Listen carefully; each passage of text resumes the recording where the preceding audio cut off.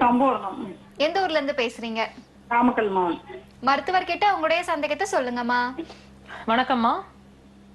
Hello. வணக்கம்மா. ஆ. அம்மா, தொலைக்காட்சி பார்த்து பேசாதீங்க, தொலைபேசியில கவனம் செலுத்தி பேசுங்கம்மா. சரி. உங்களுடைய சந்தேகத்தை கேளுங்கம்மா. இந்த ஒரு வாரமா காது ஒரு சைடா லெஃப்ட் சைடு வலிச்சுட்டே இருக்கேன்.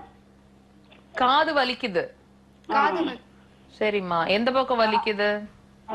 லெஃப்ட் சைடு காதும் கண்ணு ஒரு சைடா வலிச்சுட்டே இருக்கேன். சரிம்மா, ம். சொல்லுங்க. லெஃப்ட் சைடுல காது கண்ணு ஒரு சைடா ஃபுல்லா வலிச்சுட்டே இருக்கு. சரிம்மா, நீங்க லைன் கட் பண்ணிக்கங்க, டிவியை பாருங்க, நான் உங்களுக்கு ஆன்சர் பண்றேன்.